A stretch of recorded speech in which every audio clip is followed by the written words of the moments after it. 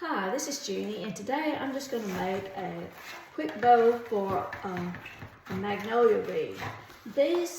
I have 3 of these. It's an inexpensive wreath that I got at Walmart a few years ago. I have 3 windows on my back porch, and usually I put those one on each window, but this year I'm going to put it on my side porch, so I need 2 bows. So I like these because they're really lightweight. They're on just a grapevine-like frame, and if you wanted to, you could add in more greenery. Use a little hot glue and put some stems in, and you could really spruce this up. I'm not going to do that because I use these all year long. So anyway, and I'm not cleaned off my craft table because I haven't fully decorated yet, so I'm just waiting until I get through. So I'm going to start. I have this Christmas cakes ribbon. It has like little Christmas cakes and bows. It's white, red, and green. And then I think this is still in stock at Trendy. Of course, all this ribbon came from Trendy and the Bowmaker.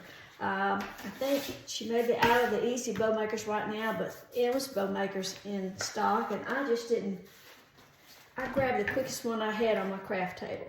This is a kind of a velvet ribbon with a snowed edge. It may still be in stock, I'm not sure, because I have a stash of ribbons that I keep, and I try to use them up till I use them up. So sometimes I use things that are already gone out of stock. And this is like a 7/8 inch green glitter ribbon, and it's that kind that doesn't shed. So I'm going to start with, I don't know exactly how much ribbon I have, so I hope I have enough to make 2 exact bows, but I'm going to start with this red ribbon, and I'm going to make those tails about 16 inches, let's see, about 16 inches, so my cutting mat has markings on it here. Of course, this EZ Bowmaker has markings on it too. So I'm going to twist, and I'm going to make this about a 6-inch loop. So I'm going to come out to the 6-inch marking, press that down, twist, and make a 6-inch loop on the other side.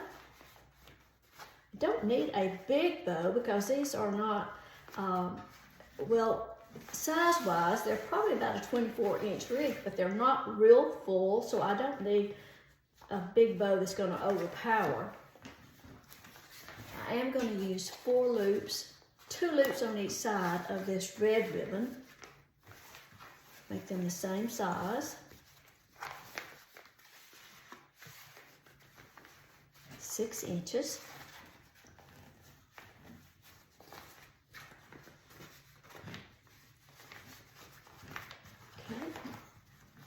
And then I'm going to come down and make that tail the same length. And I'll shape up these tails when I get through. Set that out of the way.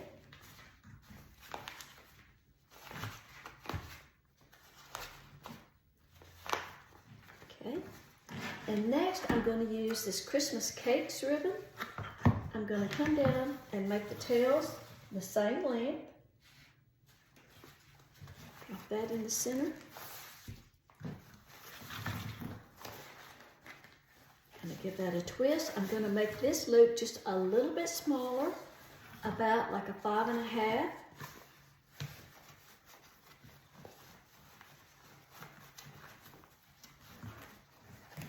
Give that a twist. 5.5 on the other side, and I'm going to go ahead with it and do 2 loops on each side. Carrie brought this ribbon to the house the other day and made a couple of bows, and of course she left it, so I get to use the rest of it. Okay, I'm going to come down, cut that tail off.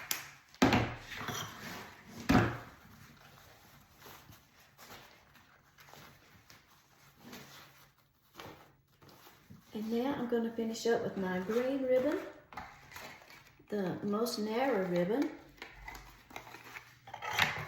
Make the tail the same length, 16 inches. Drop that down. Give that a twist. And I'm going to make this loop just a little bit smaller. It's going to come on down to about a 5-inch. So I started with 6, 5.5, and 5. Just going to bring that in a little bit.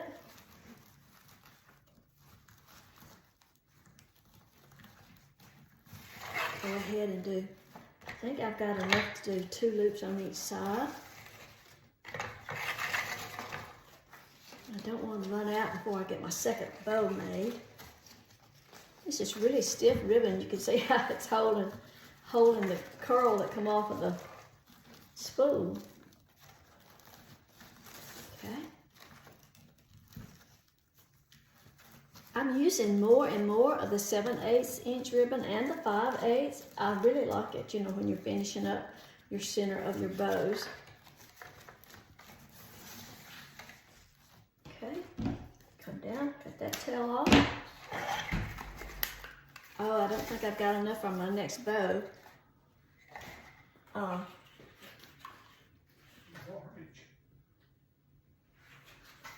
But I do have another green ribbon that I can use instead.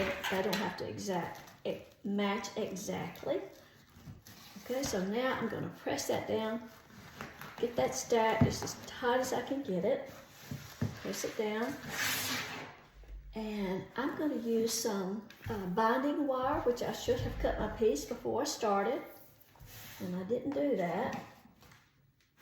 Let me get my wire cutters. All this is just a wire that has paper wrapped around it, but it holds really well. Of course, you can use the chenille stem or floral wire, and it is floral wire, but it's just wrapped in paper, which makes handling a little easier. So bring it around to the back, twist.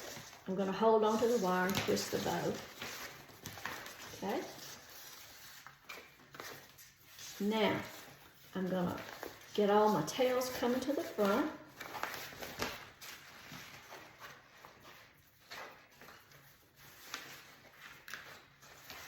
And then I'm just going to kind of fluff that out.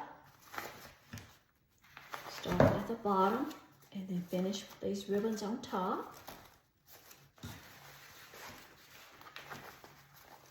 And make sure you've got all your ribbons facing up.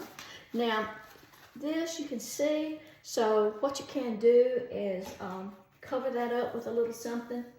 I'm just going to cut a strip of this other green ribbon that I have more of, and it's thinner, because cutting a piece of that will make it a little bit hard to tie. And I'm just going to fold it and make it narrow. Go right over those mechanics so you can cover up that wire. Flip it over to the back.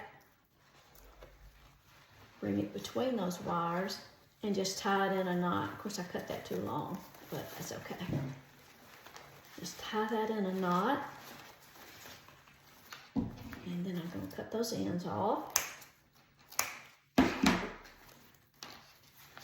Twist my wire again. And then you've covered up your mechanics. So now I've got my wires to attach that to my wreath. And fluff those out again. Sometimes you just have to fluff when you get it on your wreath too.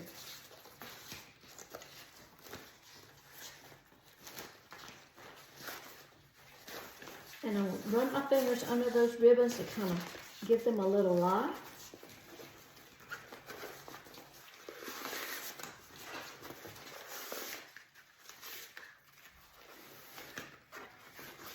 And I say that ribbon curls really well. Okay, so now I'm going to, on my narrow ribbons, anything from like 1.5 inch, 5/8 or 7/8, I just cut those at an angle. You can do that any way that you like. And on my wider ribbons, I dovetail them. You just fold the ribbon, cut on the folded edge. And sometimes when I attach it to the wreath and get it on the door, you may find out that you need to trim your ribbons a little more, or, you know, even them up, or anything like that. And you can always do that once you hang it.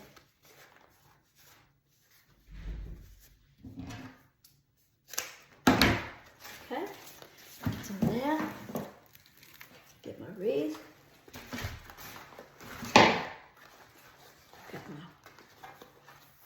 Another reason I like using the binding wire, especially on something like a grapevine wreath, it doesn't show up like a chenille stem will. The doors that I'm putting this one on are glass, so if I had used a chenille stem, it'd be a little more noticeable. Not a lot, but you know, a little more. So I'm just going to use this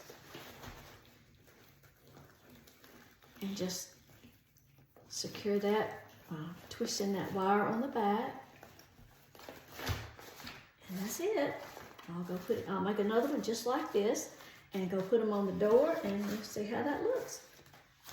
I hope you'll follow my blog. It's JeanniePence.com, and you'll see that I use a lot of supplies from Trendy. Trendy is my daughter Carrie's and David's website, and so that's why you see me using Trendy products all the time. Okay? And we do share the same. Well, I started the YouTube channel many years ago, the Trendy channel, and of course I post some of my personal things on there now too. So that's why the Trendy YouTube channel, sometimes you'll see recipes that I have made, or you know, crafts other than wreaths, just things like that. So anyway, Merry Christmas.